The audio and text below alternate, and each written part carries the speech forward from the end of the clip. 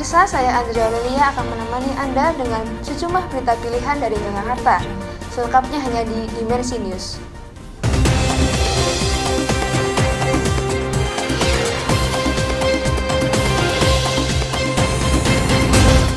Baik, berita pertama hadir dari Universitas Atmajaya Yogyakarta. Menanggapi himbauan pemerintah mengenai diberlakukannya new normal, UAJ belum mengeluarkan surat edaran rektor hingga akhir tahun, berbeda dengan UGM. Lalu bagaimana rencana ke depan UAJ dalam melaksanakan kegiatan belajar mengajar dan praktek bagi mahasiswanya?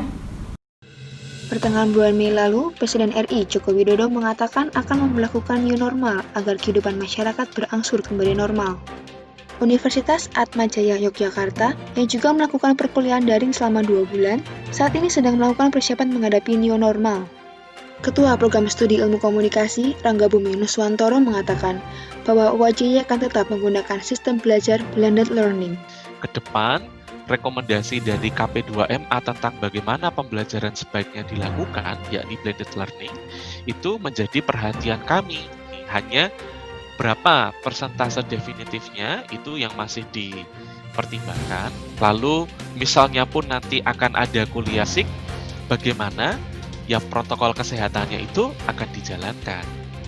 Tak hanya kegiatan belajar mengajar, blended learning juga diberlakukan untuk bimbingan, penelitian, dan tugas praktek mahasiswa.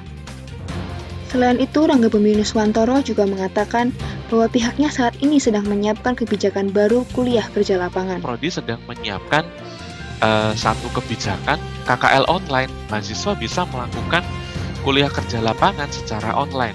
Itu juga akan dimunculkan sebagai alternatif. Artinya, kalau pengajuan KKL mahasiswa secara fisik itu dilakukan di wilayah yang masuk dalam kategori zona hijau, di perusahaan di mana nanti mahasiswa itu juga menjalankan protokol kesehatan dengan ketat, ya dimungkinkan mahasiswa itu untuk tetap bisa melakukan KKL lokasi.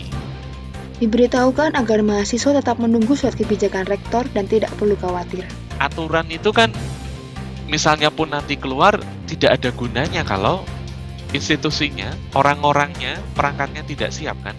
Nah, justru sekarang yang sedang dilakukan oleh UAJ ini menyiapkan perangkatnya, menyiapkan sistemnya, menyiapkan SDM-nya, sehingga ketika nanti ketetapan dari rektor itu keluar, maka kita siap. Andrea Aurelia melaporkan untuk Dimensi News.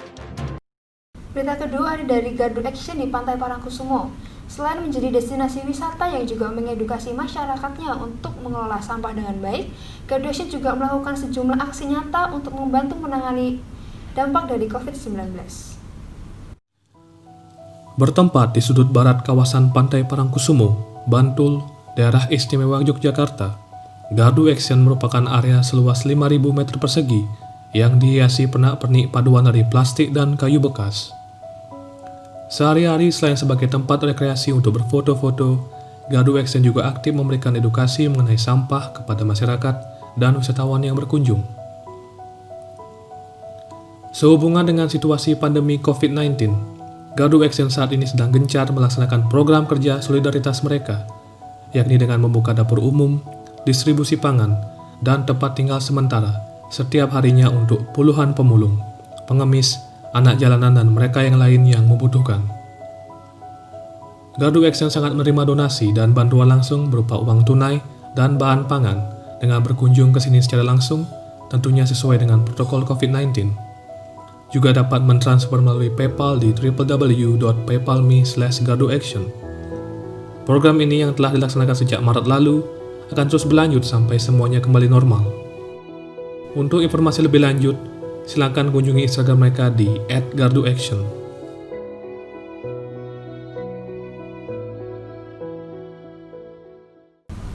Baik, berita ketiga hadir dari Paroki Boro di Kulon Progo yang melaksanakan misa dengan cara yang berbeda, yakni dengan mengirimkan video misa berbahasa Jawa dengan menggunakan flash disk ke sejumlah umat Katolik untuk memfasilitasi umat manusia yang tidak menggunakan internet.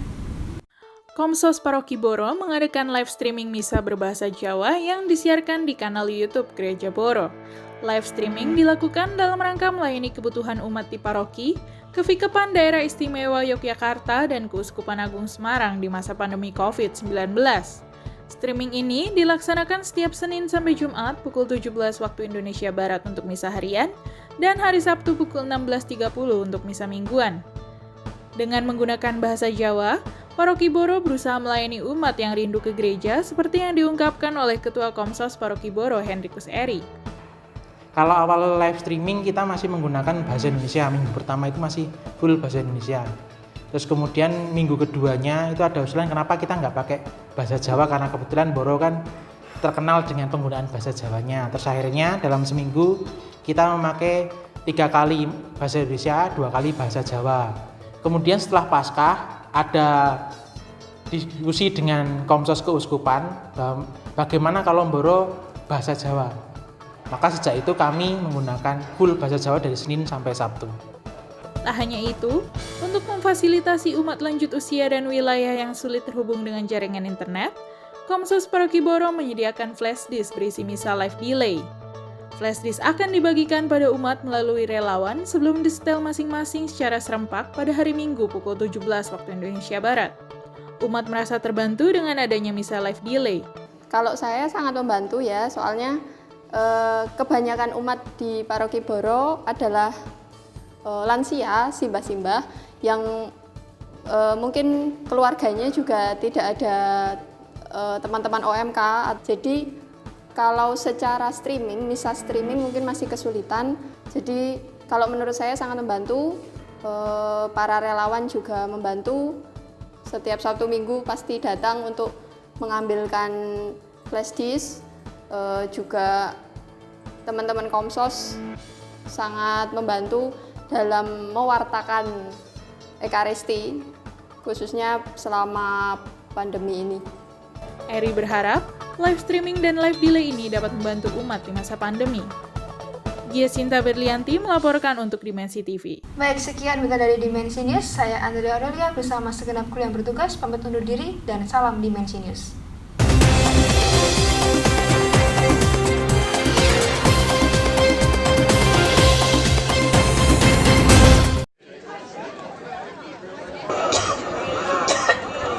Neng omah wae. Neng omah wae. Neng omah wae. Wayahe Jogja resik. Jaga diri, jaga sesama untuk Jogja. Untuk menghindari menyebarnya virus corona lebih banyak lagi, yuk konco-koncoku neng omah wae yuk. Jikapun akan berpergian seperlunya aja. Hindari keramaian, kurangi bersalaman atau kontak langsung, jaga jarak dalam berkomunikasi minimal 1 meter, sering-sering cuci tanganmu dengan air bersih dan keran mengalir, menggunakan sabun antiseptik atau hand sanitizer. Gunakan masker bila sakit, dan bila sakit semakin parah, apalagi mulai sesak napas, segera periksakan diri ke dokter. Cari informasi lebih banyak soal coronavirus di corona.jogjaprov.go.id atau hubungi call center 555585. Resik Jogja, Jogja Mangayu Bagyo. Iklan layanan masyarakat ini dipersembahkan oleh Dimensi TV.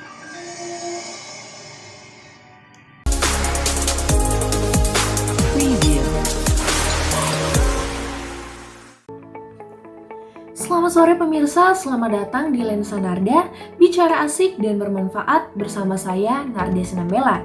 Berbicara mengenai anak muda tentunya tak akan pernah habisnya.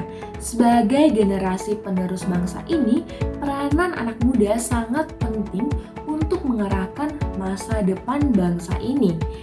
Lalu bagaimana Indonesia menyiapkan generasi emasnya pada tahun 2045 melalui pendidikan yang berkualitas? Oleh karena itu, sudah hadir bersama kita semua seorang mahasiswa berprestasi dari Universitas Atmajaya Yogyakarta. Langsung saja kita panggil, ini dia Felicia Saron. Selamat datang Feli, silakan memperkenalkan diri. Halo, perkenalkan nama saya Felicia Saron Afionita, biasa dipanggil Feli. Sekarang kuliah di UAJY, jurusan Ilmu Komunikasi angkatan 2017. Saya juga merupakan penerima beasiswa bidik misi pada tahun 2017. Bagaimana alur atau proses untuk bisa mendapatkan beasiswa KIP ini, Feli? Kalau misalnya dulu zamanku tuh mungkin alur udah beda sama yang KIP. Nah, tapi kalau pas zamanku itu kita dapat kok. Yang pertama tuh kita dapat kode dari sekolah dulu. Nah, kode dari sekolah ini yang bakal kita bisa daftarin di webnya itu dulu namanya Belmawa Kemenristek Dikti itulah, aku lupa. Tapi sekarang namanya itu jadi KIP.Distekdikti. Kawai cari aja KIP, masih ada webnya. Jadi memang kalau dulu harus ada PIN yang dari sekolah itu, terus kita daftar. Jadi nanti sekolah yang daftarin dulu, terus baru kita bisa akses. Dan yang pertama kalian juga harus daftar dulu kampus yang mau kalian tuju. Misalnya kalian mau negeri, ya ikutin SNMPTN atau SBMPTN. Atau kalau misalnya swasta, itu emang universitas tertentu doang yang membuka jalur bidik misi. Nah, Atma ini kebetulan membuka, jadi pas aku daftar Atma dulu secara normal, terus aku juga daftar bidik misi, jadi itu memang terpisah. Nah, kalau yang KIP ini sekarang sistemnya kayaknya siswa SMA atau SMK tuh harus punya KIP dulu, KIP Kartu Indonesia Pintar dulu, baru PIN itu bisa dilanjutin buat kuliah, gitu deh. Oh ya, berkas-berkasnya juga lumayan banyak. Ini aku sebutin aja ya beberapa. Jadi kayak misalnya ini yang pasti surat keterangan tidak mampu, terus foto keluarga harus, terus foto rumah depan belakang dalam, terus nah ya kalau bisa kamu bukti prestasi, sertifikat atau kamu bukti ranking atau apapun itu dilampirin sama rapot dari semester 1 sampai semester 5. Terus sampai rekening listrik, sampai slip gaji orang tua, itu semua tuh harus dilampirin karena memang itu pertanggungjawabannya kan sama uang rakyat juga kan. Jadi lumayan banyak. Oh iya, bagaimana sih tips and trick untuk bisa lolos atau bisa mendapatkan beasiswa KIP ini untuk mendukung perkuliahan kita, Feli? Triknya mungkin buat kamu yang misalnya masih kelas 1, masih kelas awal SMA gitu, kalau bisa dari awal itu kamu pertahanin sama tingkatin prestasi kamu, karena memang itu tuh dilihatnya dari awal kamu SMA gitu, dari kelas 1, benar dari semester 1, dan itu dilihat juga kamu stabil atau enggak, ada peningkatan atau enggak nilainya, sama keaktifan kamu berorganisasi itu juga penting dari SMA. Dan juga ya kamu juga harus tahu lah, kalau misalnya kondisi kamu memang kurang, ya kamu coba daftarin. Kalau misalnya kondisimu cukup, coba aja cari beasiswa lain. Sebenarnya apa saja sih keuntungan yang didapatkan saat menjadi penerima beasiswa KIP ini? Keuntungan lain, yang pertama pasti kamu full free kan, jadi kayak dari awal tuh full free. Nah, kalau misalnya negeri tuh biasanya dapat mesnya 1 tahun gitu. Terus kalau misalnya di Atma ini dapat tunjangan. Kalau swasta tunjangannya per bulan waktu awal tuh 600.000, tapi sekarang naik jadi 700.000. Terus itu prosedur transfernya tuh biasanya tiap 6 bulan sekali. Kalau dulu 3 bulan sekali, sekarang 6 bulan sekali, tapi memang agak sering kelas ya. Terus ini dapat binaan juga dari kampusnya. Kalau misalnya di Atma dapat konseling tiap bulan. Jadi tiap bulan tuh harus tiap semester tuh harus konseling sama suster buat ngontrol juga gimana kamu berkuliah, gimana nilai kamu, gimana kegiatan kamu tuh apa aja. Sama itu sih dapat retret juga, maksudnya dibina juga soft skillnya. Terus kita juga ada dapat komunitas, dan memang dituntut juga sih harus berprestasi gitu.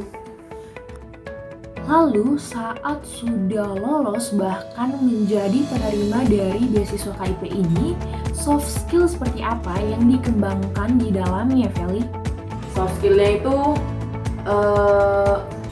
kalau misalnya di Atma tuh kan ada lebih ke nilai-nilai Katolik gitu kan, tapi memang secara umum kalau misalnya bidik misi itu secara umum gitu, karena memang kan dari berbagai agama gitu ya.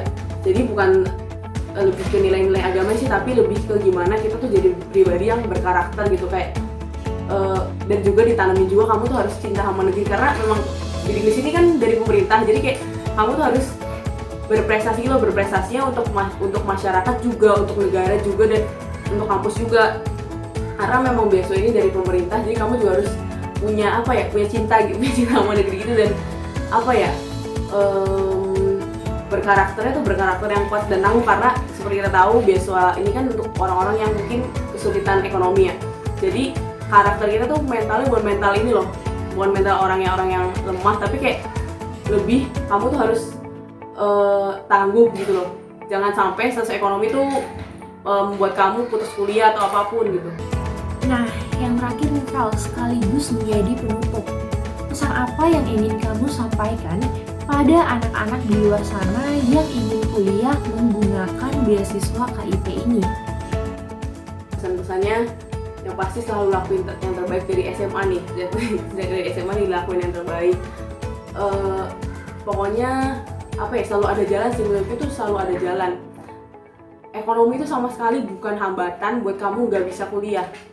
Terus apa ya, oh ya sama ini mau susah itu gimana. Jadi emang proses bidik misi itu, dan ini KIP nanti ya, itu menurutku tuh bener-bener panjang, ditambah mungkin kondisi teman-teman kamu yang nanti udah kuliah, atau kondisi teman-teman kamu yang kayak udah cup tempat kos atau apapun karena mereka punya biaya yang lebih.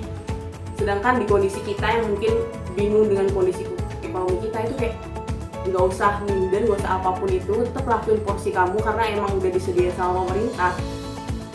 Dan yang pasti mau susah ya, tadi mau susah tuh kayak prosedurnya emang ribet, tapi ikutin aja prosesnya. Terus juga mau usahanya tuh kayak entah apapun itu kamu lakuin prosedurnya itu dengan usaha terbaik kamu gitu. Terus jangan lupa berdoa sih karena emang setiap usaha kita itu pasti gak akan maksimal, gak akan berhasil tanpa campur tangan Tuhan ya. Gila. Semoga semangat ya adik-adik, jangan sampai ekonomi itu itulah ya. Baik Feli, terima kasih sudah mau meluangkan waktunya dengan bergabung bersama Lensa Narda. Sukses selalu untuk kuliahnya dan semoga apa yang telah kita diskusikan hari ini dapat bermanfaat bagi mereka yang ingin mendaftar beasiswa bidik misi. Nah, itu dia teman-teman, bagi kalian semua yang ingin mengenyam pendidikan tinggi namun terkendala oleh kondisi ekonomi, jangan khawatir karena pemerintah melalui Kemdikbud sudah menyiapkan beasiswa bagi kalian semua agar semua anak Indonesia tidak perlu putus sekolah. Ini dia Lensa Narda, sampai jumpa.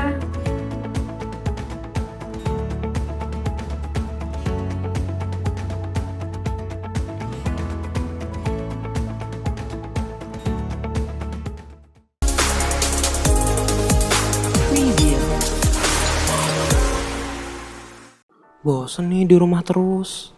Makan, tidur, kuliah, makan lagi, tidur lagi, kuliah lagi. Lihat berita, isinya corona lagi. Selama di rumah aja, kita kan diimbau untuk gak cemas, gak takut, dan gak jenuh loh. Bahkan, udah pengen keluar rumah nih. Udah gak tahu mau berkegiatan apa di rumah. Tapi kalau masih corona gini takut juga. Nah, aku punya tips nih dari Presiden Jokowi tentang cara mengatasi kejenuhan dan rasa cemas di masa pandemi COVID-19. Disimak ya. Pertama, gunakan silaturahmi virtual. Kedua, batasi konsumsi berita atau informasi. Ketiga, cari informasi dari sumber yang terpercaya. Keempat, alihkan perhatian dan energi pada aktivitas yang menenangkan diri. Terakhir, fokus dalam berbuat kebaikan dan menyebarkan energi positif untuk sekitar. Iklan layanan masyarakat ini dipersembahkan oleh Dimensi TV.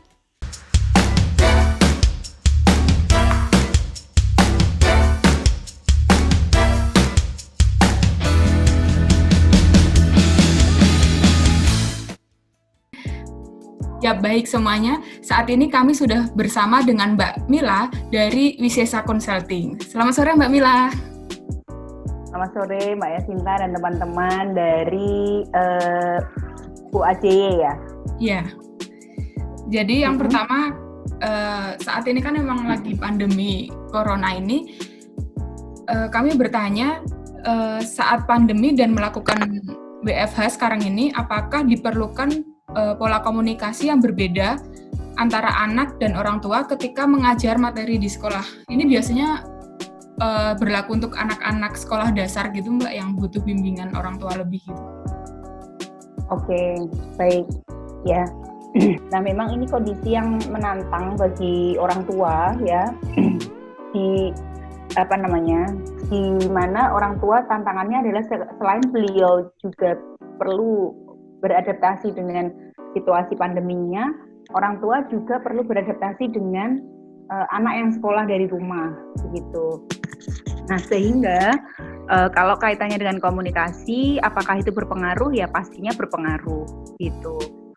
Nah, komunikasinya seperti apa yang berpengaruh itu yang pertama dari sisi waktu, kuantitas ya, dari sisi kuantitas. Dari sisi waktu itu kan yang biasanya dari misalnya waktu sekolah anak-anak SD itu dari jam 7 sampai katakanlah sampai jam 12 itu anak-anak tidak bersama orang tua, maka di school from home ini anak-anak bersama orang tua dari jam 7 waktu sekolah ini gitu. Sehingga itu pastinya kuantitas yang bertambah ini pastinya mempengaruhi pola komunikasi anak dengan orang tua gitu.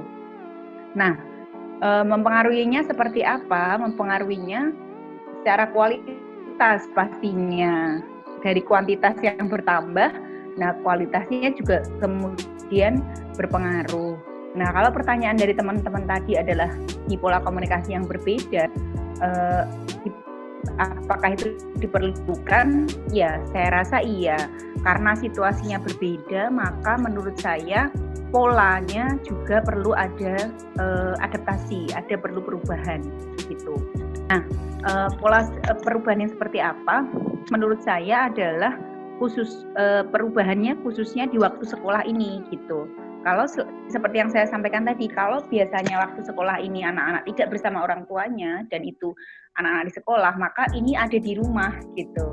Sehingga orang tua perlu beradaptasi dengan perubahan waktu bersama ini gitu. Lalu yang selanjutnya kalau bicara tentang pola komunikasi itu kan bukan sesuatu yang instan tiba-tiba bisa dibangun begitu saja gitu ya, Mbak Yasinta dan teman-teman.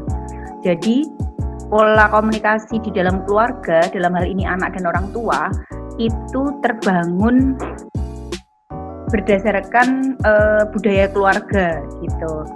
Artinya kedekatan, kemudian keterbukaan, kemudian saling komunikasi yang positif itu terbangun atas budaya keluarga yang dibiasakan di dalam keluarga itu bagaimana gitu.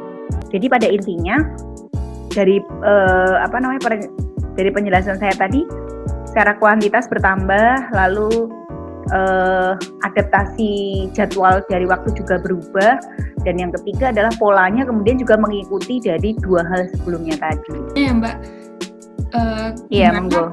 Kesiapan psikologi anak kan biasanya ada anak yang dia tuh lincah dan harus bersosialisasi di luar, tapi tiba-tiba ketika pandemi anak itu harus seperti terkurung di rumah gitu. Itu gimana cara orang tua itu menyikapi yang anak-anak yang seperti itu? Nah, ini ternyata juga menjadi tantangan bagi orang tua. Nah, ada dua poin yang ingin saya sampaikan. Yang pertama, orang tua harus orang tua perlu settle dulu dengan dirinya, dengan adaptasi melewati masa pandemi ini gitu ya. Artinya settle itu artinya orang tua perlu perlu mencari pola-pola yang enak di dalam menghadapi situasi pandemi gitu. Misalnya orang tua bekerja yang biasanya kerja dari kantor gitu ya, berangkat pagi pulang sore, ini harus bekerja di rumah, harus tetap online dengan urusan kantor, sementara dia juga harus mendampingi anaknya begitu ya. Ini sangat challenging. Maka hal yang perlu pertama dilakukan adalah settling dirinya sendiri dulu. Orang tua itu harus settle dulu gitu. Settle dalam hal manajemen waktu, settle hal dalam manajemen emosi gitu. Sehingga itu yang pertama yang perlu dilakukan dulu. Lalu kalau sudah settle di diri orang tua, maka orang tua akan lebih bisa melakukan hal yang kedua, yaitu fasilitasi anaknya. Nah, tadi fasilitasi anak apa yang tadi dicontohkan dari pertanyaan Mbak Yasinta tadi, bahwa gimana anak yang biasa aktif sementara ini harus di rumah. Nah, kalau hal yang kedua ini orang tua bisa lakukan, ya tetap memberikan fasilitasi pembelajaran yang memberi ruang ke anak untuk mengekspresikan kebutuhannya, misalnya tadi keaktifannya, rasa ingin tahunya, seperti itu. lanjut ke pertanyaan selanjutnya, gimana cara orang tua itu harus ambil peran sebagai guru di rumah, Mbak? Kan banyak juga orang tua yang dia itu lupa sama materi, sama cara pengajarannya, karena kan orang tua banyak ngelepasin anak di sekolah gitu, dan mereka kayak nggak mengajarkan di rumah lagi gitu. Oke, untuk pertanyaan ini sebenarnya ini tergantung dari model penugasannya sekolah ke anak ya gitu. Jadi kalau saya lihat model penugasannya setiap sekolah ke anak-anak di masa studi from home ini macam-macam, Mbak. Kalau tadi pertanyaan Mbak Yasinta dan teman-teman berkaitan dengan peran orang tua di rumah gitu ya, yang harus menjadi guru gitu, itu bagaimana? Sementara tidak semua orang tua mampu gitu ya. Nah, peran yang pertama menurut saya yang utama bagi seorang orang tua dalam memfasilitasi pembelajaran online atau pembelajaran daring adalah menyediakan lingkungan yang mendukung. Itu yang menurut saya yang pertama. Lingkungan di sini ya membantu anak untuk tempat yang memadai, waktu yang anak sudah waktunya belajar, orang tua sudah siap dengan sarapannya, kemudian rumah yang rapi, yang kondusif untuk belajar begitu. Kemudian yang kedua ya sebelum masuk ke yang kedua, support lingkungan ini juga termasuk support alat pendukung gitu ya. Kalau misalnya harus online seperti ini bentuknya Zoom atau kelas interaktif gitu ya, berarti harus pakai data, HP, kemudian misalnya laptop gitu ya, itu yang juga perlu diberikan dukungan ke anak gitu yang berkaitan dengan support sistemnya gitu. Itu yang pertama, lingkungan dan support sistem yang lain. Lalu yang kedua yaitu dukungan materi gitu. Nah, itu juga penting gitu, bagaimana orang tua menyediakan diri untuk membantu anak, misalnya itu ada tugas-tugas, tadi itu kembali ke tugas-tugas, bentuknya tugas apa, ada yang lembar kerja, ada yang project, ada yang disuruh melakukan sesuatu dan di video. Nah, dukungan orang tua bisa dilakukan di situ. Lagi-lagi itu bisa dilakukan jika orang tua settle dulu dengan dirinya sendiri. Settle secara fisik, settle secara mental, settle secara pekerjaan, begitu, sehingga orang tua siap memberikan dukungan ke anak-anak berupa support system maupun pendampingan materi. Gitu, teman-teman. Nah, itu dia pemirsa cara-cara dan pola komunikasi antara anak dengan orang tua yang sudah disampaikan oleh Mbak Mila. Sampai jumpa dan terima kasih sudah mendengarkan Dimensi TV. Terima kasih.